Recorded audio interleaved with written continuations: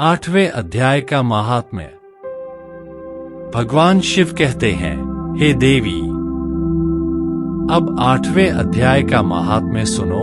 उसके सुनने से तुम्हें बड़ी प्रसन्नता होगी। लक्ष्मी जी के पूछने पर भगवान विष्णु ने उन्हें इस प्रकार 8वें अध्याय का महात्म्य बतलाया था। श्री भगवान बोले, दक्षिण में आमर्दकपुर नामक एक प्रसिद्ध नगर है।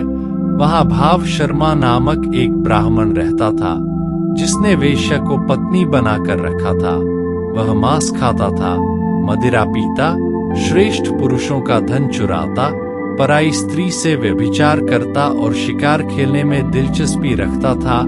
वह बड़े भयानक स्वभाव का था और मन में बड़े बड़े हौसले रखता था। एक दिन मदिरा पीने वालों का समाज जुटा था। उसमें भाव शर्मा ने भर पेट ताड़ी पी, खूब गले तक उसे चढ़ाया। अतः अजीर्ण से अत्यंत पीड़ित होकर वह पापात्मा कालवश मर गया और बहुत बड़ा ताड़ का वृक्ष हुआ। उसकी घनी और ठंडी छाया का आश्रय लेकर ब्रह्मराक्षस भाव को प्राप्त हुए कोई पति पत्नी वहां रहा करते थे। उनके पूर्व जन्म की घटना इस प्रकार है।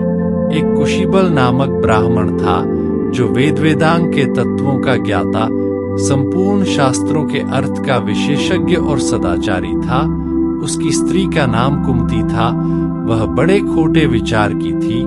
वह ब्राह्मण विद्वान होने पर भी अत्यंत लोभवश अपनी स्त्री के साथ प्रतिदिन भैंस, कालपुरुष और घोड़े आदि दानों को ग्रहण किया करता था, परंतु दूसरे ब्राह्मणों को दान में मिली हुई कौड़ी भी नहीं देता था। वे ही दोनों पति पत्नी कालवश मृत्यु को प्राप्त होकर ब्रह्मराक्षस हुए। वे भूख और प्यास से पीड़ित हो इस पृथ्वी पर घूमते हुए उसी ताड़ वृक्ष के पास आए और उसके मूल भाग में विश्राम करने लगे। पत्नी ने पति से पूछा, नाथ, हम लोगों का यह महान दुख कैसे दूर होगा?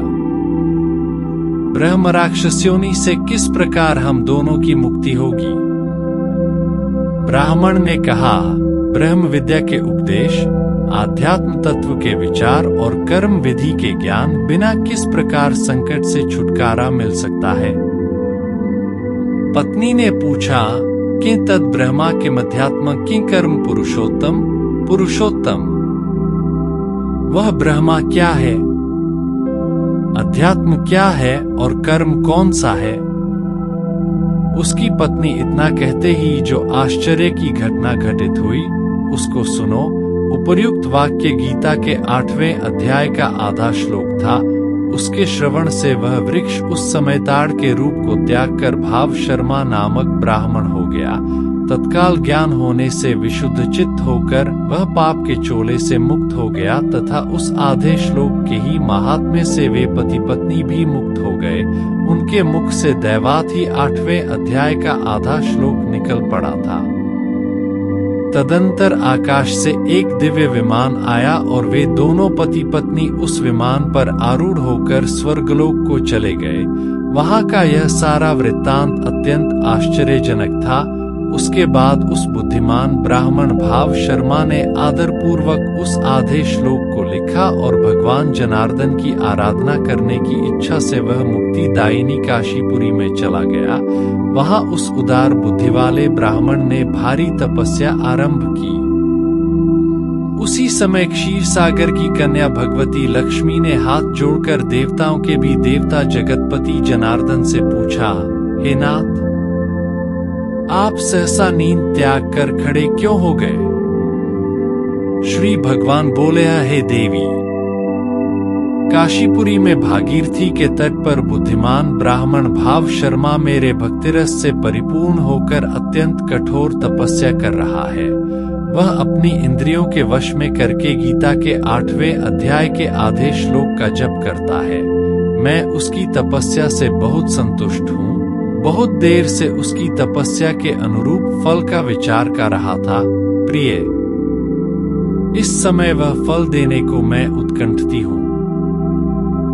पार्वती जी ने पूछा, भगवन, श्रीहरि सदा प्रसन्न होने पर भी जिसके लिए चिंतित हो उठे थे, उस भगवत भक्त भाव शर्मा ने कौन सा फल प्राप्त किया? श्री महादेव जी बोले, हे देवी। द्विज श्रेष्ठ भाव शर्मा प्रसन्न हुए। भगवान विष्णु के प्रसाद को पाकर आत्यंतिक सुख मोक्ष को प्राप्त हुआ तथा उसके अन्य वंशज भी जो नरक यातना में पड़े थे उसी के शुद्ध कर्म से भगवत धाम को प्राप्त हुए। पार्वती। यह 8वें अध्याय का महात्म्य थोड़े में ही तुम्हें बताया है। इस पर सदा विचार करना चाहिए।